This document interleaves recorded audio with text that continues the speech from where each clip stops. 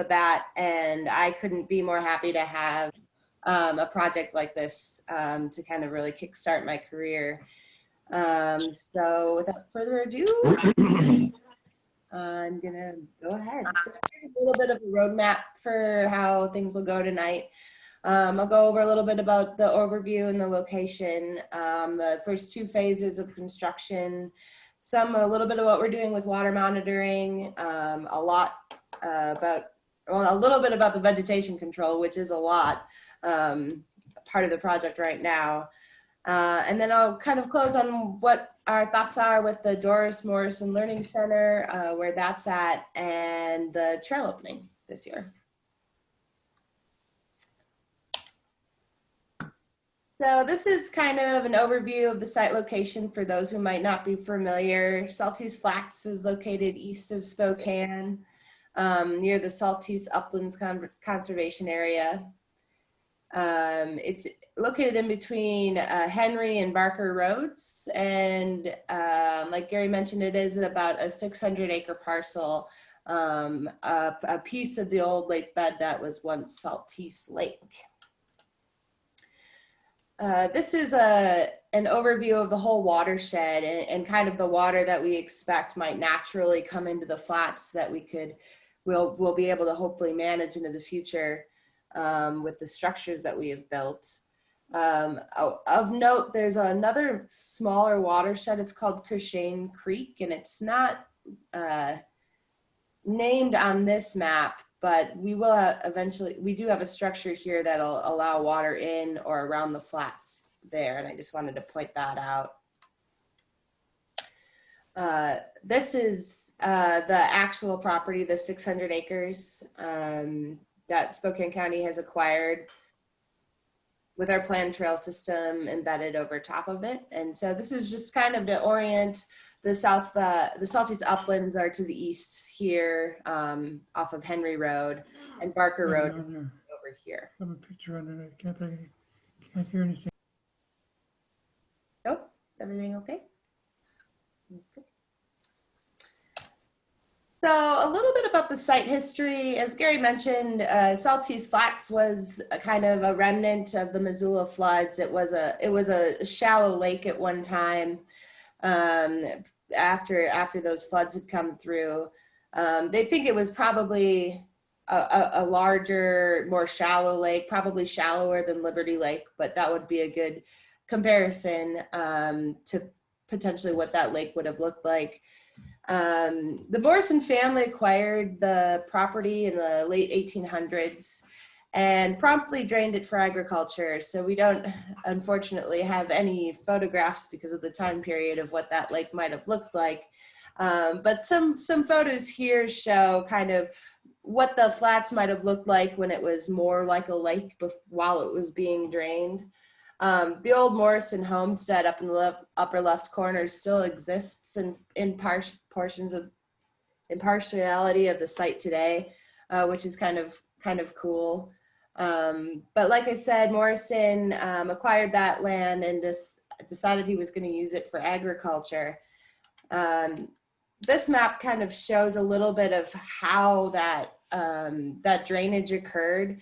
This red line signifies a south berm that was constructed using horses and many men and many years, from what I've read, to kind of keep the water south of Saltese Flats back from going north and kind of directing it around the site here through a western bypass channel. And up until a few years ago, and currently today, we still use this bypass channel to direct water around the site in periods of high flow, but it wasn't up until a couple of years ago that any water was really allowed onto the site. So for over 100 years, water would be kind of channeled into a ditch and then directed around the site. The water flows north before eventually leaving the site and eventually draining down to Shelley Lake. So if I refer to a bypass channel at all in this talk, I'm talking about, keeping the flats dry by using this channel to keep the water off.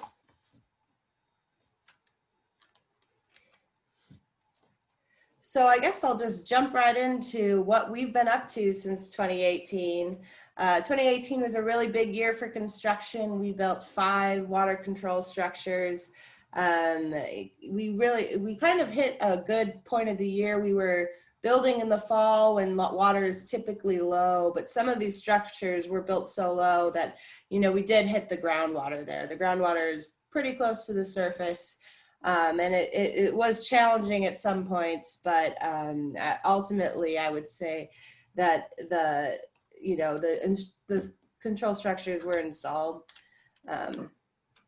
with lots of hard work. I was just going to show the 5 control structures that we ended up putting in. All were installed along this bypass channel. We have a southern inlet control structure that lets the majority of water from the south here and off of Micah Peak into the flats. And these arrows indicate a general flow path for that water. Like I said, it goes from south to north, and here we kind of have it directing into this larger portion of the property. We have a smaller bypass inlet here to use if need be. And like I had mentioned before, Crushane Creek kind of comes in here, and we have an inlet structure for that creek as well that we can open and close as flows allow in the springtime to let water onto the flats. We have a bypass channel that we could close to direct water into the flats as well. And like the previous photos showed, that was our Graham Pond outlet structure. And it's by far the largest structure we have, perhaps the most important. It's what really allows us to manage water at a certain elevation to hold it back into the flats. And perhaps if we had a high flow event or too much water, that would allow us to direct that water off where it would meet up with that bypass channel and flow down to Shelley Lake. So that's a little bit about the mechanics of flow in the site. And all 5 of those structures were built in phase 1 of construction in 2018. And we were able to use them for the first time this last year. We, for the most part, kept water going around the site, kind of like it has been for the last 100 years, but we really wanted to make sure that those gates and stop logs were working properly. So when we go forward to manage the water maybe at a higher level, that we have the confidence that it's not going to fail. And I think we met that need this last winter. This is just a few photos of what those control structures really look like. I know it's kind of a difficult concept to grasp, especially if you're not an engineer, and I am not an engineer. But after quite a bit of time with the plans and the construction group, this is what they kind of turned out to be. And they're actually fairly simple. They're culverts in concrete with gates that you can open and close with wheels. In our Graham Pond structure, and our south inlet structure, we also have stop logs, and that just allows us to hold water back up to a certain point. And if there's more water than that, it can flow over those logs and either enter the site. This is how the water enters from the south, or leave the site. This is Graham Pond, where the water would leave the site. And this is just a few photos of some of those other small control structures that I had mentioned before. So it's a little bit of a complicated situation to digest, but this just gives us multiple options to be able to control water coming in and leaving.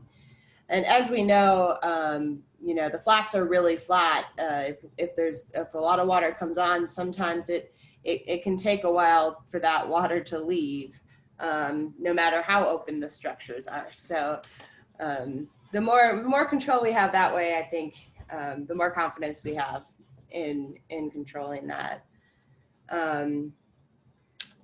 This next slide is kind of a busy engineered drawing, but I really felt like it was kind of the best depiction of how we could hold water onto the flats. This is our Graham Pond outlet structure.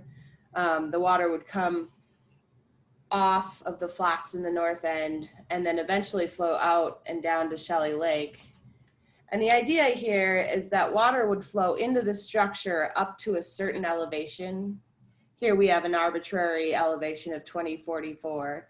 So if we wanted to keep water on the flats at a certain level, we could measure that by how many stop logs we have in. And if more water than what we would like comes in, that water would potentially flow over these logs and out and down to Shelley Lake. And that's important for us to be able to, really have an eye on how high the water is.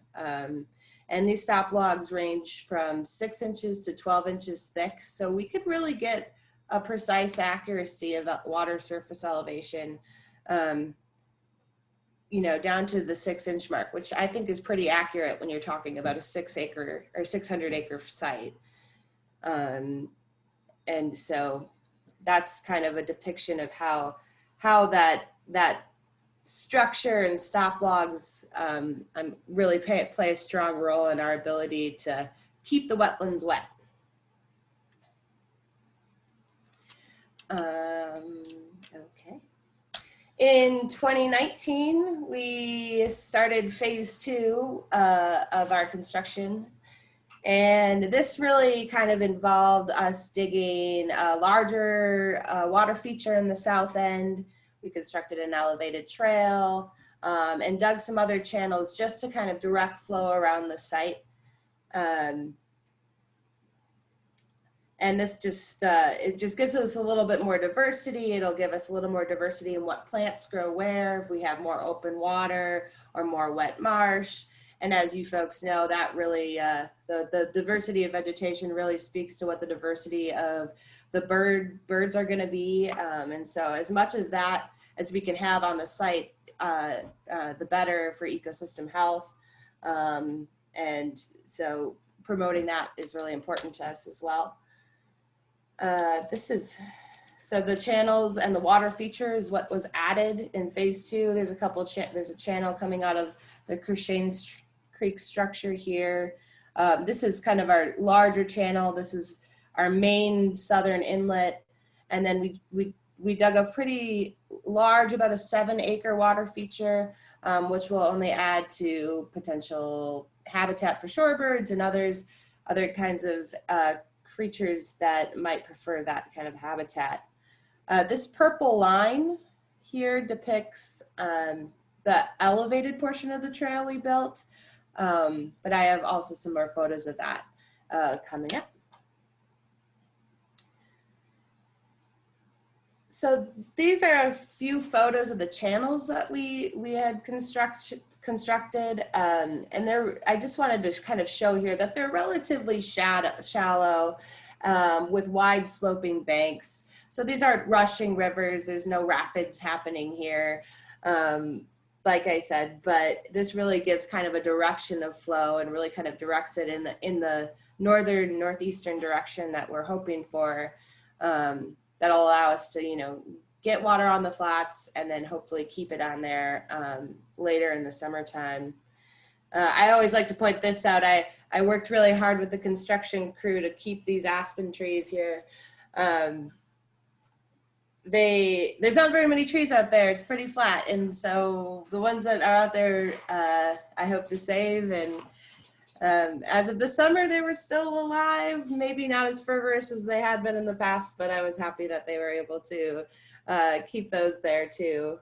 But these are the channels that we had constructed there. A few photos of the water feature here from a couple of different directions. After a full year now of having this on site, we've noticed that it will probably hold water year round, but it will recede quite a bit. And that recession of water is really important for re-emergent plant growth, kind of activating seed beds as the seasons come. So I was happy to see that, yes, there was still standing water in it all year, but it did recede quite a bit because that rising and lowering of water is helpful for shoreline vegetation and, of course, birds.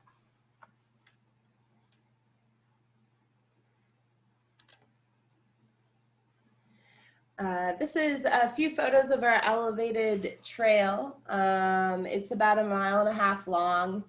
We are planning to have about 5 miles of trails out on the flats. Most of those trails will be either mowed grass pathways though, or dirt trails. And I'm planning to get trail markers out there hopefully next summer.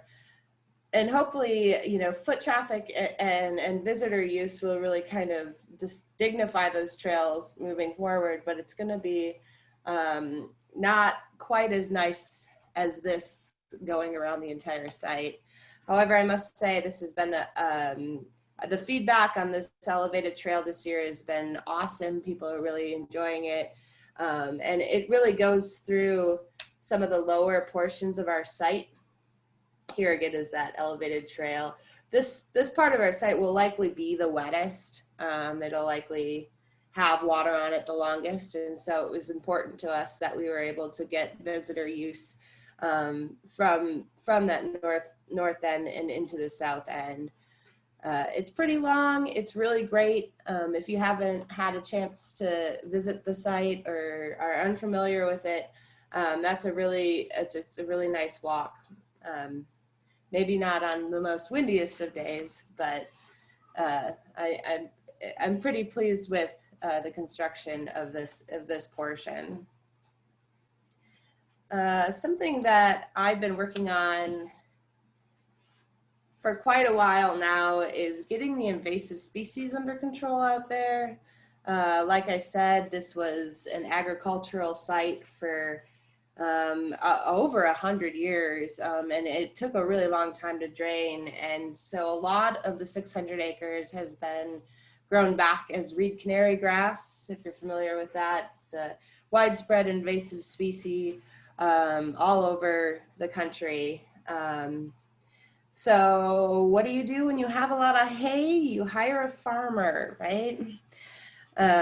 So we hired a contractor to basically cut and bale almost 600 acres of reed canary grass last year, which he was happy to do for the hay bales themselves. This reed canary grass can grow 8-10 feet tall. This is coworker and I standing in it in the beginning of the summer last year.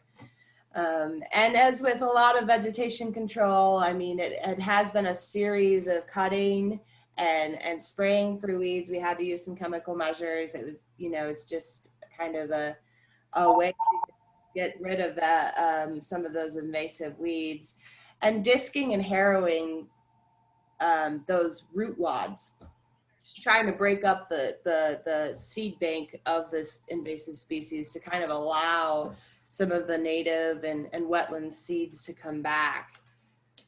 Which brings me into our we're working on a revegetation plan right now.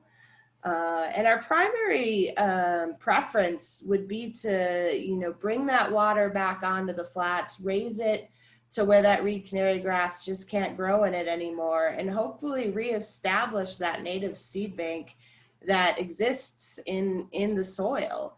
There's a theory that, if this was a lake for hundreds, thousands of years perhaps, there's all kinds of seeds still in there that could be viably used if just given the chance with enough water. And so we're hoping that once we start allowing water onto the flats, and if we can hold it on there longer into the summer when it's dry and we're not getting a lot of rain, we'll get some reemergence of these species that are just so important for biodiversity and so important for food sources and coverage for small animals and birds. And it's really a kind of a low effort, not a lot of money spent on kind of using what you have available to you. Now we know that's not going to work for the entirety of the site, and the entirety of the site isn't totally emerged wetland.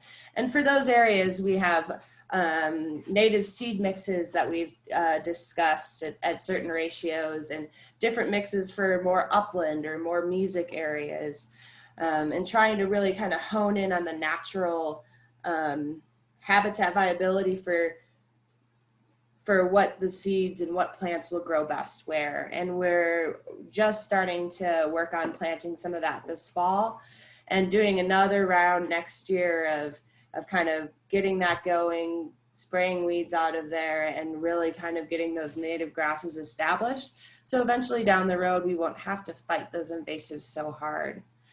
And now it's understood that on sites like this, you do kind of have a long range operation and maintenance and kind of have to keep on it.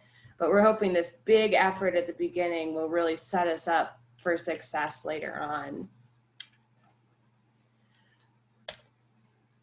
I was just going to touch a little bit on the water monitoring and how we're going to measure. I like I mentioned, we have those stop logs that could keep the water at a certain elevation. But to just kind of double check that work, we've installed a series of staff gauges in our inlet and our outlet sites. I have level loggers in both of those that'll kind of keep a daily, hourly, and then yearly tab on how those water levels are moving. As well as we've got a kind of a long-standing data set of water in Grand Pond that we have to compare to once we move forward with this new regime of water control. So those, that long-standing data set we have with Grand Pond looks something like this. This is the water year runs from October 1st to September 30th of every year. Each of these different colors represents a different year. I don't know how many of you remember 2017. I was not here yet, but we had more water that year than any other year depicted on this graph. Oh, I think my mouse got it. Yeah, so this is 2017, which is a really, really big year. We're not really aiming to keep water on at that level.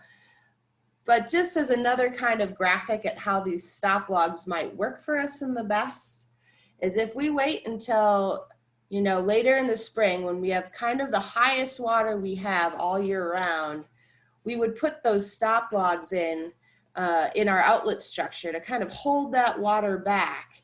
And what that might look like for a hydrograph is we would be able to hold water, perhaps not that high or that level, later in the year. So when we're not receiving rain in July and August and September, it's not just dropping off. It's going to be kind of held on more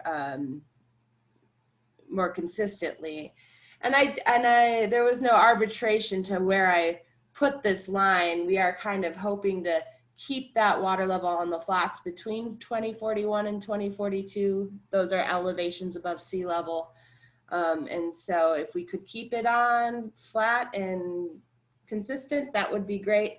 But I would suspect it would drop off at a less steep of an angle as we get more evaporation and transpiration from plants and groundwater infiltration later in those summer months. And to the Learning Center, I promised I would speak about it. This has been, this project just blows my mind all of the time. And to be able to plan for a visitor center, for an education center, a place where students can come and have a launching point to the flats is just a dream for me. I love education as much as I love science, and I think they're both really important. And this is a perfect opportunity to bring those together. So there's been lots of discussions about what this might look like. Spokane County has made some big moves this year. We put together an advisory committee to discuss, what the building might look like, what it might offer the public. And those discussions have gone from small to large and here to there. And we're finally, we had to take a little bit of a break while we sorted out how to work on this together during the pandemic, and we are about ready to start these talks up again. Recently, we were able to select and hire a design firm, an architect group that's going to be designing the building for us. It's going to be on a 2-acre portion here in the northern part of the site. It's going to include a modest building, because we're not really trying to focus on the visitor center as much as we are on the flats, but we want to offer a place where folks can come to, read some interpretive paneling about the site and the history, maybe stop and have a picnic or use the facilities. But even for school groups, we would like to have a parking lot in our main trailhead here and make this a real launching point for the trail system and what will become Saltese Flats education-wise. And so the timeline for that right now is quick. We hired this firm to design the building, and we're hoping to have it built and moved in by the end of next year. So next year is going to be a big year for this portion of the project. And here it'll be, like I said, parking lots and bathrooms and a trailhead, a place to get water, and because it's on this north side and it's up on a ridge, it really has the best view of the whole flats. It'll overlook Grand Pond, which is kind of over to the southwest of where the location will be. But as far as details about the building, we're still kind of getting there, but I feel really confident with the group that we had selected. And I think with what they have to work with, I think we're gonna be surprised with what they can come up with. And so opening to the public, the elevated trail is now open. You can go and use it. We don't, unfortunately, have formal parking and entrance set up quite yet. We're hoping to have that taken care of by early next year. We're also setting up, we'll be building a parking lot and another kind of side trail, trailhead here in to the west side on a 3-acre parcel that we own there. So we'll have 2 main entry points to the site. It'll be from the visitor center, from this west access point, but those aren't currently quite developed yet. But you can, certainly park at the Uplands trailhead. There's a nice trail down here, and then enter that elevated portion from there. We're kind of keeping people off of the other main points of the site right now because of that vegetation work we're doing and large equipment and safety reasons. But that elevated trail is definitely open, and I encourage you to check that out. Plenty of people are using it and liking that as well. But yeah, we're hoping to have the rest of the site open with the trail markers in next summer. That's my goal. Get those weeds under control so we can have people out there enjoying the wetlands. And with that, I'm open for questions. I know I was supposed to look at the side sheet, but it was maybe I had. One of the questions was, are any beavers going to be introduced to the area? Introduced, no. I would encourage them to come. There's not a whole lot of trees, right? They might go for my aspens. My 3 aspens there. We do have 2 river otters that are kind of residents in Grand Pond. I don't know why they chose that, but we do see them, occasionally, which is pretty cool. And there are some beaver remnants of chew marks and stuff on the south end. There's some trees down there too that I've seen, but I've never actually seen a beaver out there. That would be cool. Okay. And another question, speaking of trees, are you planning on adding any trees to the area? Yeah, so I would really like to get some willows going around that new water feature. I'd like to get some riparian stem plants going, and that's part of my work too, is kind of planning for that and getting a crew out there to help me plant those, because I would hate for it to just turn into like just a cattail monoculture, kind of like is in that south end. But yeah, but as trees like ponderosa pines all over the uplands, I probably won't make a big effort to do that, but adding riparian stuff I think is important. Okay. When you I'm sorry, I didn't interrupt you. No problem. I should say, when you are talking about getting a crew to help plant stuff, is that a volunteer crew? Is that a crew from parks? It will have to be a volunteer crew. So I'm open to ideas for that. I don't know. I was kind of thinking maybe Washington Conservation Corps. I don't know if there's AmeriCorps crews that out there that are do it, but I mean, volunteer work would be really the way I would approach it. Otherwise, it's kind of just me because we're separate. We're environmental services. We're separate from parks, and they definitely have kind of their own plates full with what they do. So I try not to bother them too much. Well, I'll raise my hand to help. Hey, okay, that'd be great. I can't see who you are, but I'll track you down. Now, there are a couple questions about the Learning Center, and one of the things that occurred to me and was one of the questions is, what is the funding for this? Are there grants? Is it state or county-wide funding? And with everything that's going on now, is this going to slow the project down? So we had about $1 million set aside for this learning center in the agreement when we purchased the property. And then this last winter, our county commissioner, Mary Cuney, actually approached the state legislature for additional funding, and we got another about $500,000 from the state to build the center. But you quickly realize, $1.5 million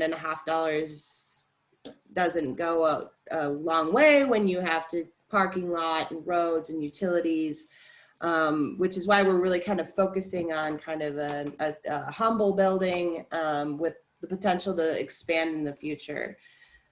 So that money is kind of tied up right now in what we have planned. But in the future, we don't really have funding set aside for expansion, but perhaps there'll be grant writing in my future to expand the education center. But the funding for this was set aside kind of, as part of the purchase agreement. Mm-hmm. And then a couple on the Learning Center. One, is it going to be on the school district property? And who's on the advisory group for the Learning Center? Okay. How to still be involved? So we're in the process of acquiring, I think, a 2-acre parcel from CV that will be where we'll have the center. So it is, it's currently on the CV property, but we're working on a carving out. There's some complications going on how exactly that plays out, but it will be our property once we have it said and done. And what was the second question? Who's on the advisory group for the Learning Center and oh gosh, can still be involved? It's quite a few. So it's Ben and I think he's on this call as well, my supervisor, Paul Knowles from our County Parks Division. We have a member from the Spokane Valley Heritage Museum. She's been great, really developing kind of the historical aspects of it. Bud Morrison, of course, he is involved. He is the remaining member of the Morrison family who actually sold us the property, in case somebody didn't know that. We have a geologist who lives out in the area as well. He was a longtime geologist. I think he was a college professor. And he's been helping us kind of work on the history of, Missoula floods and how it formed. And I think that's it for the major players that I can think of.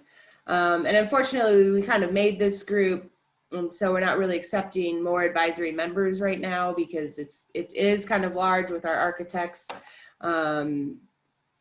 But any kinds of input I am always open to have conversations about ideas or take ideas by phone or by email. And it's hard to add more to that group right now, but I can definitely be a representative if there's some eagerness to adding thoughts. Okay, and there was one question about Shelley Lake Mhm. and where it drains. Does it go into the river? But somebody responded that it drains into the aquifer. Yes. Okay. And then one final comment was the land swap apparently is in the works and is going to be involved with the urban growth management boundaries, which has a hearing tomorrow. Yes. Okay. Okay, so I think those are most of the questions. Someone would like to know the geologist's name. And I'm wondering, is he part of Dishman Hills? His name is Jerry Booth, and he's retired, Okay. and I don't know. And Lindell, there's a how do we stay updated on the project and how do we volunteer or whatever? A little bit more on that. Sure. So that is something that I'm really interested in forming, is maybe like a Friends of Saltese Flats group. And I haven't really honed in on that quite yet because we're still moving with the project, but I think in the future that I'll develop that more. Whether I think it would probably be appropriate for me to start a mailing list, a Facebook group, just to kind of get contacts together. And I'm glad that you had mentioned that, because I'm glad to hear that there's some interest in that as well.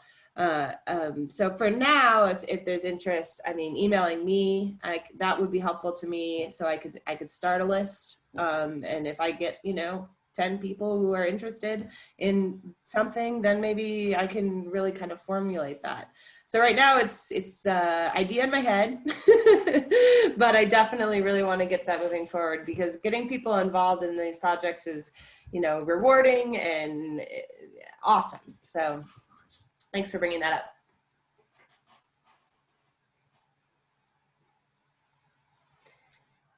Okay, well, I don't see any more questions, and thank you very much for a wonderful presentation. And just a second, I've got. Are they coming in now? And can we create a Saltese page on our website?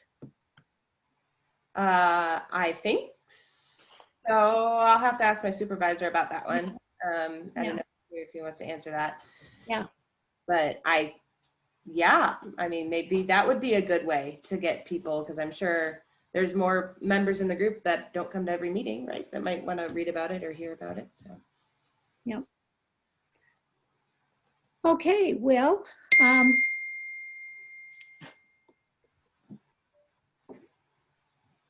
yeah, so it would just be an info page that we could, once we received information, we could put it on. Yeah, let me put something together for that. We had put together kind of we've kind of put together a newsletter for this spring to distribute to the neighboring landowners. But I would really like to kind of continue maybe an electronic type newsletter, just to keep folks updated on where things are at. I recognize that need, and